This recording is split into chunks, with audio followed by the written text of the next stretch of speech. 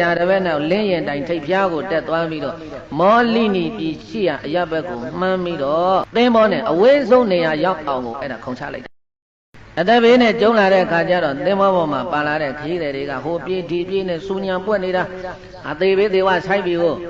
အဲ့ဒီလိုရောက်ရက်ခတ်နေတဲ့အချိန်မှာဘုန်းကြီးတို့ဘုရားလောင်းတော်သင်္ခပုံနာကညီတော်အာနန္ဒာအလောင်းဖြစ်တဲ့သူတပည့်ကိုပြောတယ်ငါတပည့်အခုချိန်ရောက်မှတော့ဘာမှသွေးပြက်မနေနဲ့တော့စားတရားရှိတာဝအောင်သာစားငါလည်းအဝစားမှာပဲပြီးလို့ရှိရင်မင်းတကူလုံးဟောဒီထောပစီတွေကိုလိမ့်ငါလည်းလိမ့်မှာပဲလိမ့်ပြီးလို့ရှိရင်ငါလှုပ်တယ်လို့မင်းလိုက်လို့ညီတော်အာနန္ဒာအလောင်းသူတပည့်ကိုသူမှာကြစားလို့ပြီးတဲ့အခါကျတော့ခန္ဓာကိုယ်မှာတခါတည်းထောပစီတွေလိမ့်ပြီးတော့ဆရာတပည့်နောက်လင်းရင်တိုင်ထိပ်ဖျားကိုတက်သွားပြီးတော့မောလိနီပြည်ရှိရအရဘက်ကိုမှန်းပြီးတော့သင်္ဘောနဲ့အဝေးဆုံးနေရာရောက်အောင်ကိုအဲ့ဒါခုံချလိုက်တာကျန်တဲ့လူတွေကတော့ပင်လယ်ထဲမှာပရိသတ်တွေဟိုပြေးဒီပြေးဟိုပြေးဒီပြေးနဲ့တခါသင်္ဘောကြီးတစ်ပြေးပြေးနဲ့မြုံပြီးတော့သွားလိုက်တာအဲ့ဒီလူတွေလည်းအကုန်သေးငါးစားငမန်းစားမိကြောင်းစားတွေဖြစ်ဘုန်းကြီးတို့ဘုရားလောင်းတော်ကြီးနဲ့အဲ့ဒါအာနန္ဒာအလောင်းတော်ကလက်ပြကူးပြီးတော့တခါတပြေးကြရော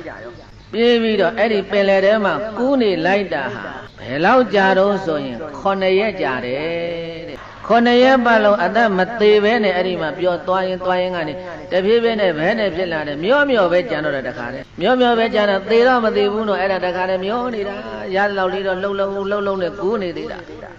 အဲ့တော့ဒီနေရာမှာကုသိုလ်ကောင်းမှုပြုလုပ်ထားတဲ့သူအကျင့်သီလပြည့်စုံတဲ့သူမိဘကိုပြု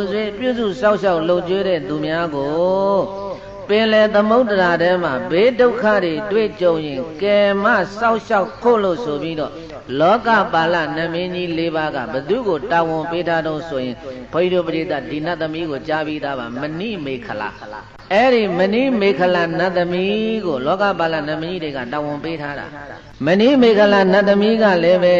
နတ်စည်းစိမ်တွေခံစားပြီးတော့သူနေလိုက်တာပင်လေတဲ့ကိုတခါတလေမှသူကကြည်တာသင်္ဘောကလည်းနေတိုင်းနစ်တာမှမဟုတ်တော့လည်းပဲသူကနေတိုင်းပဲကြည်မလဲ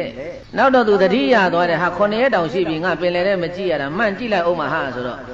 ပင်လေတဲ့ကြည်လိုက်ရောဘုန်းကြီးတို့ဘုရားလောင်းတော်ကြီးရဲ့သင်္ခပုံနာရဲ့သီလဘုရားလောင်းတော်ကြီးရဲ့ဒါနကောင်းမှုတွေကိုမြင်လိုက်အောင်ကယ်မဆိုပြီးတော့အဲ့ဒါခါတဲ့အလွန်ကိုအရသာကောင်းမွန်တဲ့နတ်သုဒ္ဓါတွေကိုရွှေခွဲနဲ့ထဲပြီးတော့ဘုန်းကြီးတို့ဘုရားလောင်းတော်ကြီးသင်္ခပုံနာရှိတဲ့အရာကိုရောက်လာ